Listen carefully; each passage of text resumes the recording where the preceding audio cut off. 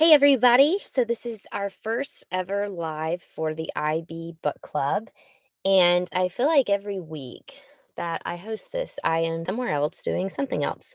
And today I'm actually hanging out in the car while my husband does a final walkthrough with our realtor because we are buying a house today. Actually, we're buying a house in a matter of hours. So it's a very big, very exciting day in my world and in my husband's world.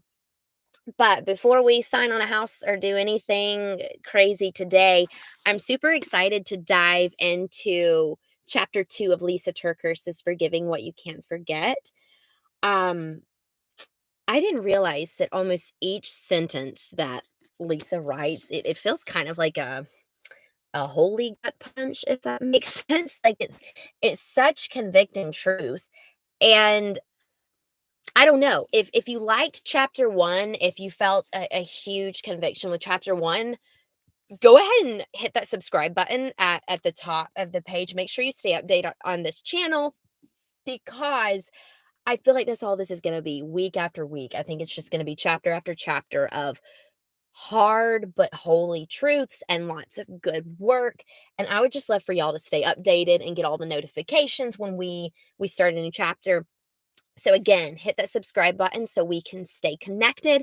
But without further ado, we're going to dive into chapter 2. And thank you for also tolerating. I always look ratchet in all of these videos. Last week I had COVID during the video. This week I'm sweating like crazy because we're getting ready to move. But anyway, Forgiving What You Can't Forget, chapter 2. If you haven't gotten the book yet, no worries. The chapters are really, I don't want to say easy because spiritually they're hard, but they're an easy read. You could quickly catch up, grab one on Amazon. But chapter 1 was just your basic intro, but forgiveness, the double-edged sword, talking about how,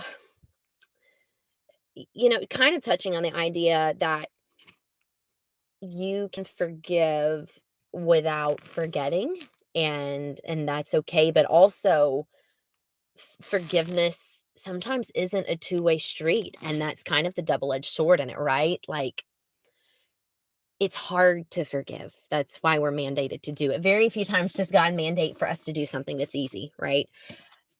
So it's hard for you to forgive. So it's almost like driving the sword into the gut, right? Like that's hard. That's gross. It's a lot. But the double-edged part of it all is sometimes the other party isn't willing to meet in the middle, whether the other party doesn't ever want to repent. And that's hard too, because you're still, you're called to forgive, like Lysa says in chapter 2, 70 times 7. And of course, in my head, I'm like, okay, so can I just keep a running tally of 490 times and then we're done?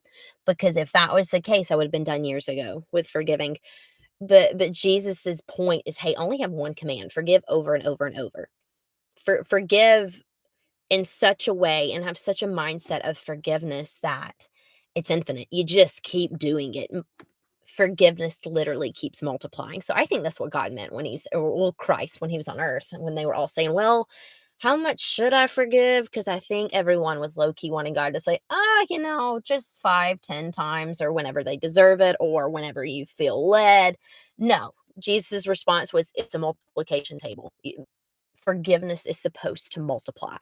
That's what you're called to do. The more you forgive, the more you should forgive. So, double-edged sword. That's how we open things in chapter 1.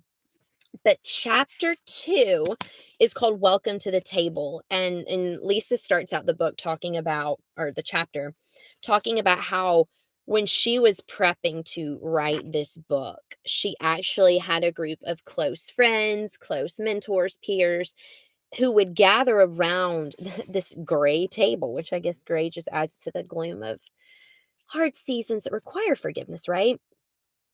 But they all pulled up their chairs to the gray table and they all started sharing their ideas on the heart of Jesus as far as forgiveness goes, and what they really think he meant, what he was getting at, what he wanted us to understand and grow through.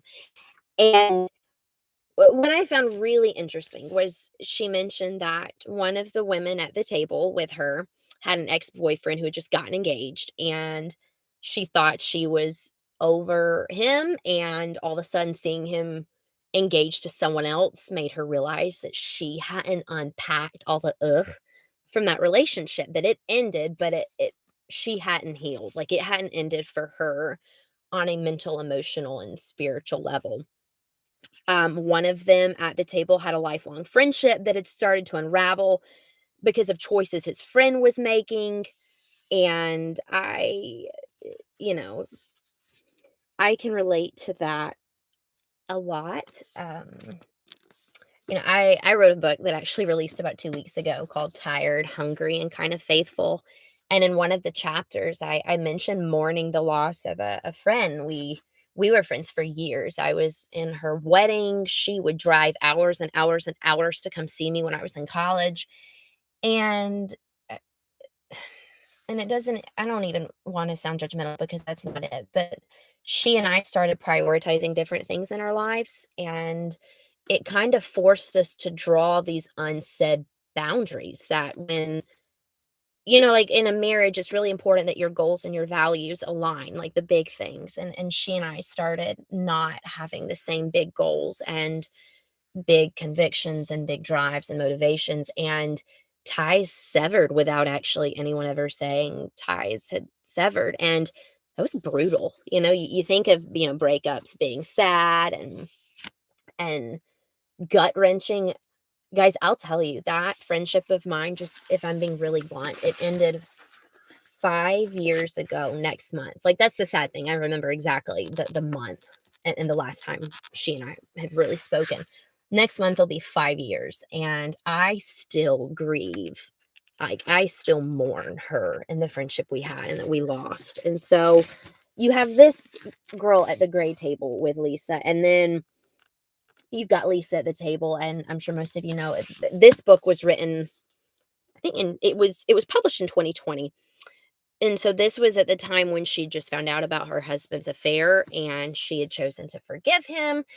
And it was just, that is this book, the process of her learning to grieve and forgive while not forgetting. And so you have her at the table with just something personally gut wrenching. And then there was someone else at the table right before she started finalizing the manuscript for this book.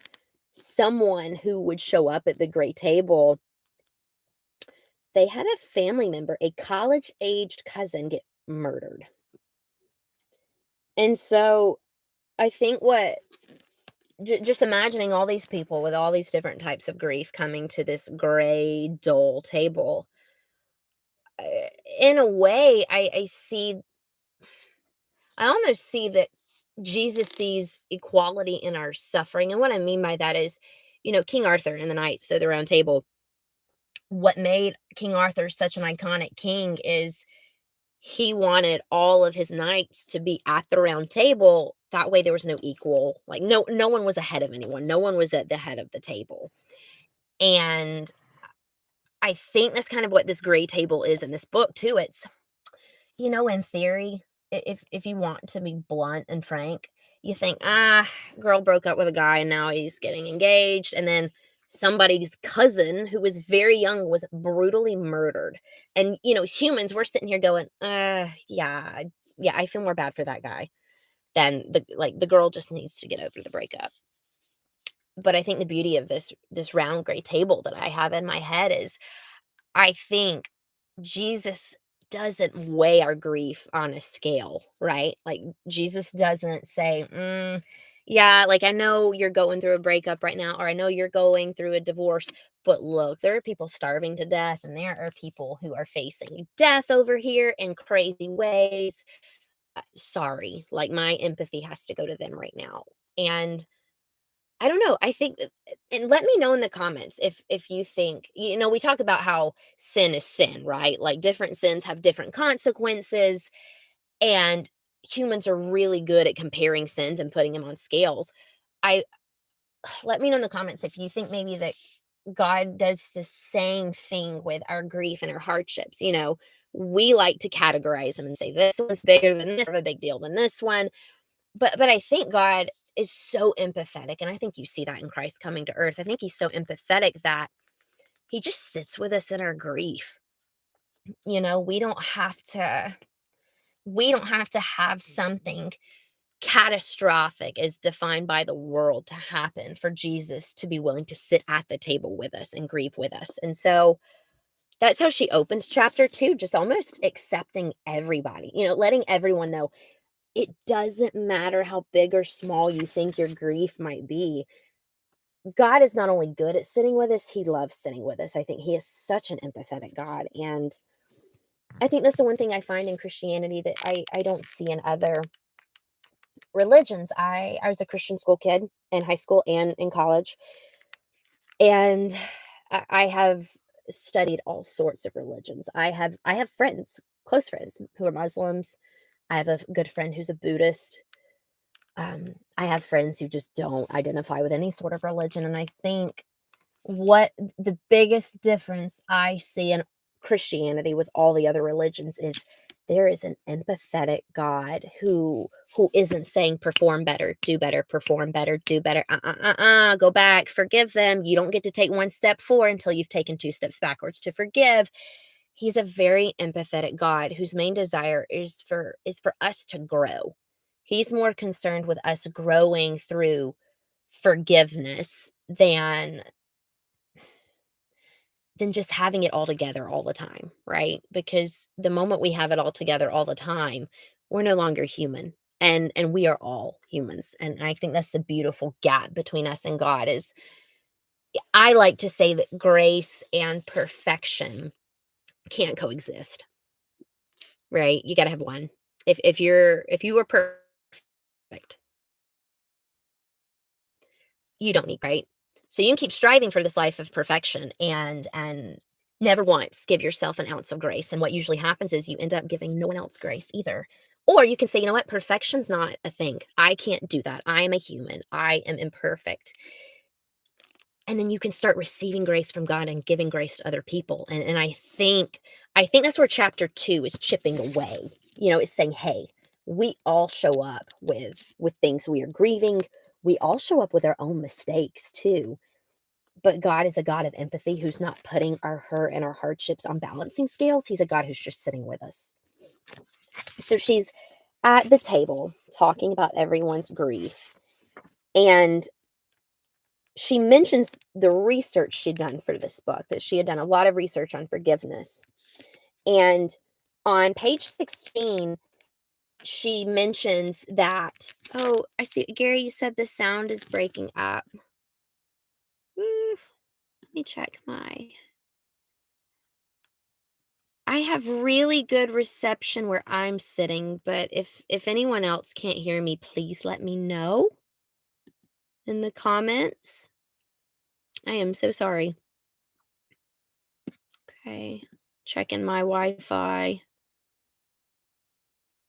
So Gary, I have 4 bars right now. My Wi-Fi is all systems go, but I can definitely double check some things real quick just to make sure. Okay. If anyone else can't hear me, please let me know because I definitely want you guys to be able to chat and keep updated. But on page 16, she starts listing after all of her research with forgiveness. She keeps saying, like, these are the things that people say over and over are reasons that is hard to forgive.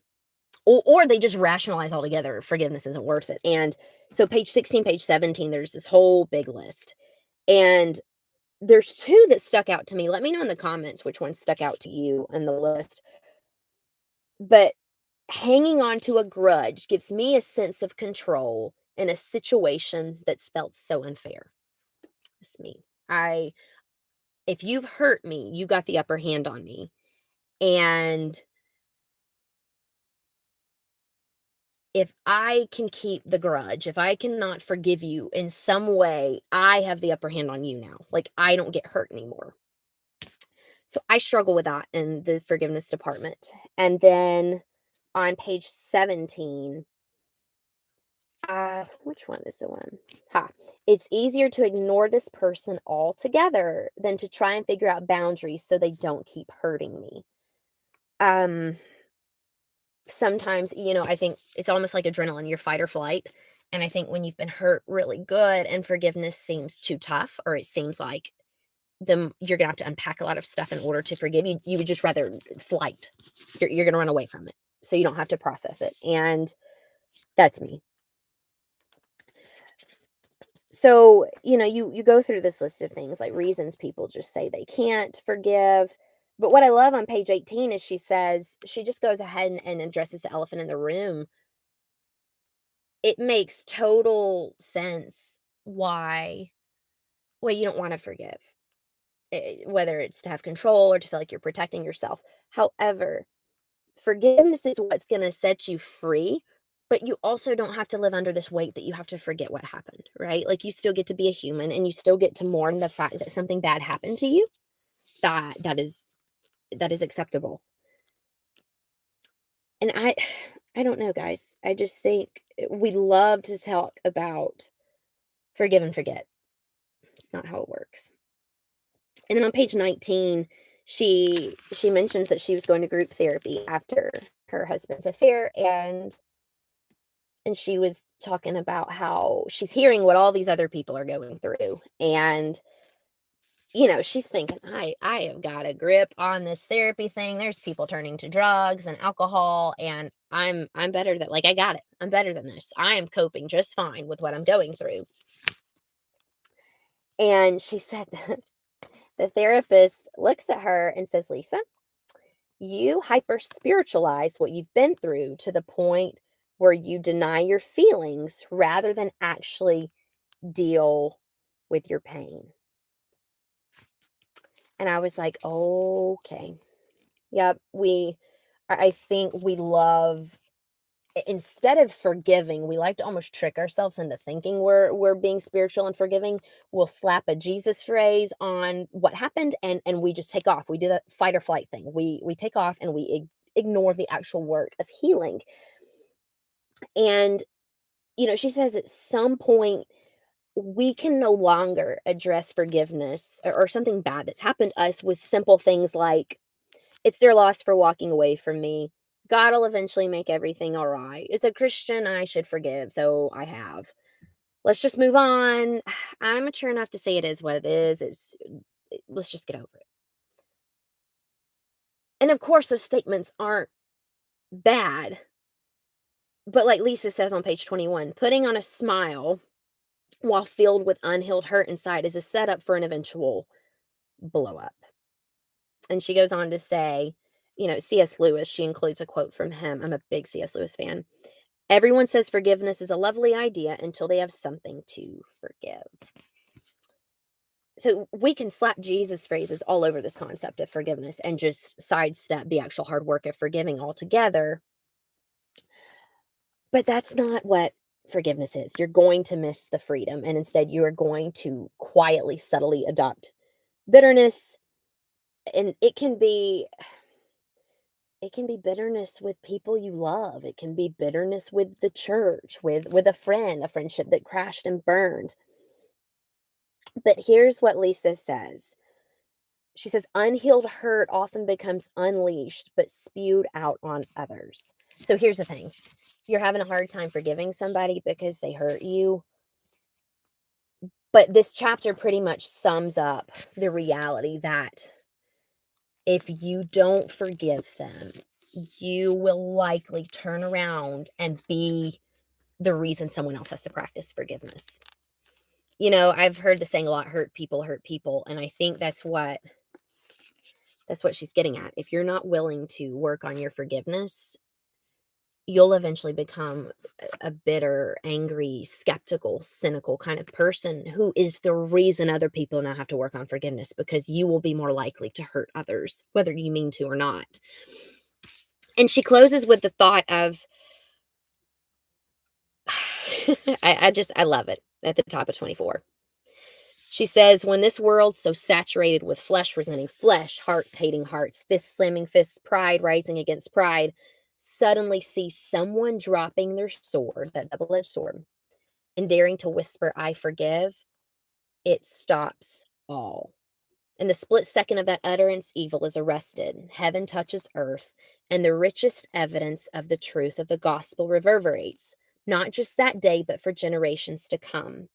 While salvation is what brings the flesh of a human into perfect alignment with the Spirit of God, forgiveness is the greatest evidence that the truth of God lives in us, and none who sees this can walk away unaffected.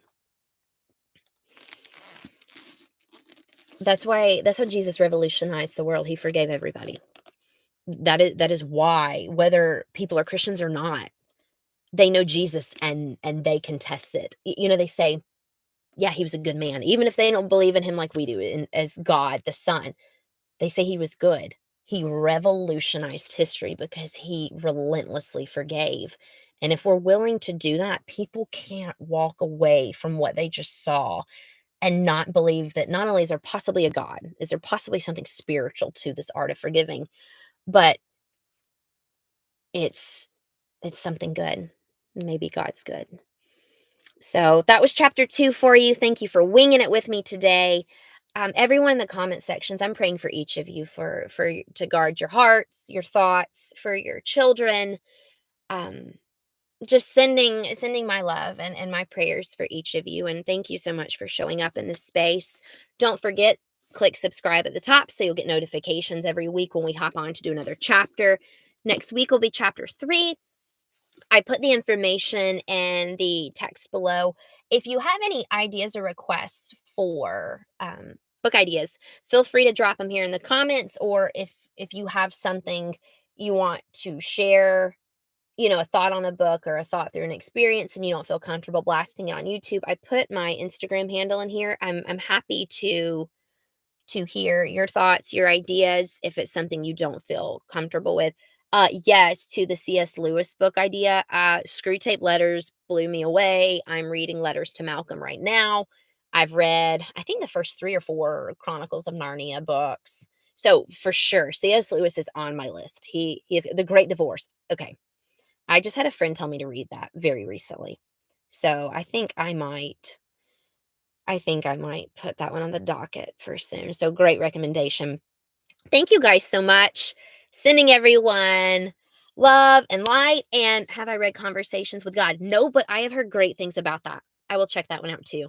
You guys are wonderful. Have a fantastic weekend, and I will see y'all next week.